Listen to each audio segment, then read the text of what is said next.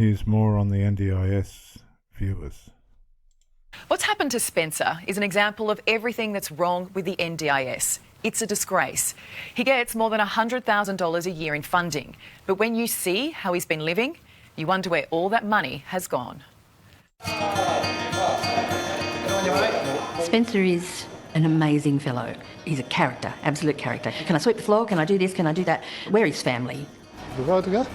Yeah, mate, go for it. It makes me angry that people are, got their hands in his pocket and not giving him anything for it. And the pub has to pick up the pieces. Do you know how much $110,000 is? A fair bit of money. He's somebody's cash cow. So this is your home, Spence? I thought this was bad enough in here, and then we walked into the bathroom. I was disgusted. I didn't know how anyone could live like that. It just made my eyes burn with the smell. Does this look acceptable to you? No, it doesn't. Who keeps this place clean now? Me? This is the tip of the iceberg with what the problem with the NDIS is. Do you feel that you've been taken advantage of? Probably. So I've got a question, viewers. I've got a question. I'm not picking on Spencer, but if you saw there, he gets around the pub and everything. He helps people in the pub. Why can't he clean his toilet? If he can help everyone in the pub and all that, I'm not having a go at Spencer, but why can't he clean his toilet? That's a good question, isn't it? Surely. This is the tip of the iceberg with what the problem with the NDIS is. Do you feel that you've been taken advantage of? Probably. People do that, trust me. Yeah. People with disability. Even here, on the edge of the outback in western New South Wales, more than 500 k's from the nearest major city, there are half a dozen or so registered providers with their hands in the NDIS bucket. And one of them has dropped the ball big time. Spencer Collins can legally pull beers, take pizza orders, Small, ham and cheese. and wash dishes at the Bucking Bull pub in Coonamble, population 4,000. Now, believe it or not, my father's family come from Coonamble.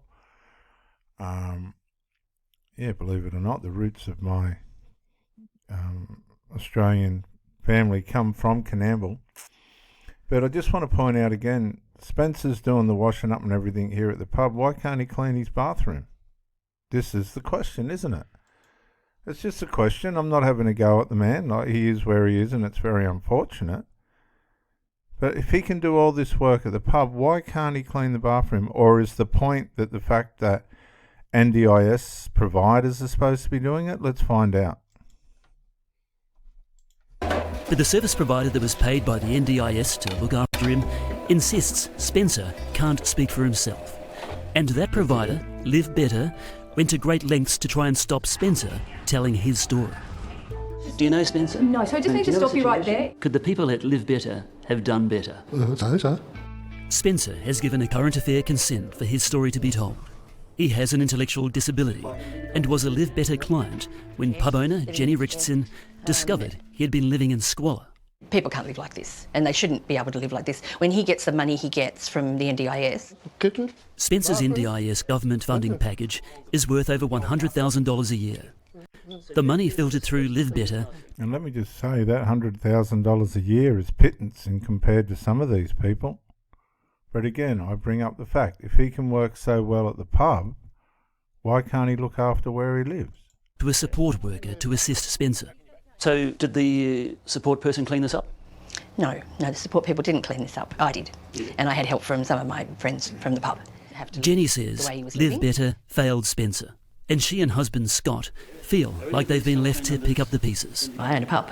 I just don't think it's my job to take him to appointments when I know that there's...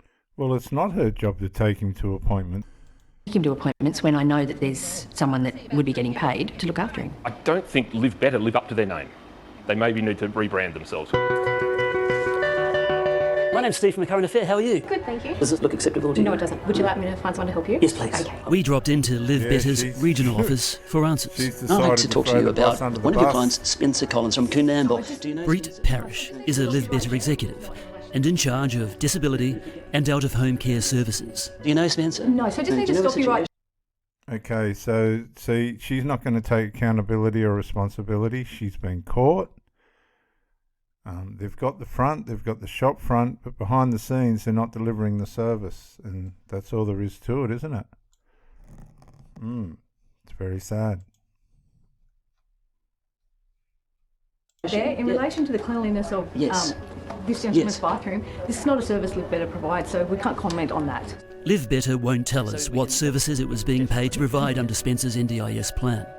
And Spencer doesn't know what he should have been receiving. On its website, Live Better promotes supported independent living and supervising daily tasks like cooking, cleaning and personal care. But even if cleaning's not in the support worker's job description, you'd expect there would have been a duty of care to report the rabid conditions he was living in up the chain and get something done about it. If a carer goes to his place and So Live Better does not provide a carer to Mr. Spencer? Live Better doesn't. No. Spencer's no longer a Live Better client because he swapped service providers with the help of Jenny. And at the end of the day, I guess that money, that NDIS money, it's our money, and I would like to think that it's being used to benefit his life, not to line somebody else's pocket. If there's any other additional questions, please direct them to our media branch. Thank you. But is this good enough though?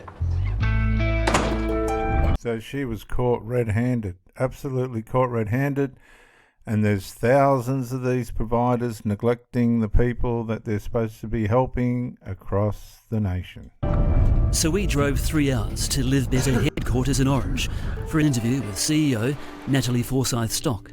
However, She Live ain't Better gonna show declined up. her offer and instead fired off an email highlighting extraordinary concerns.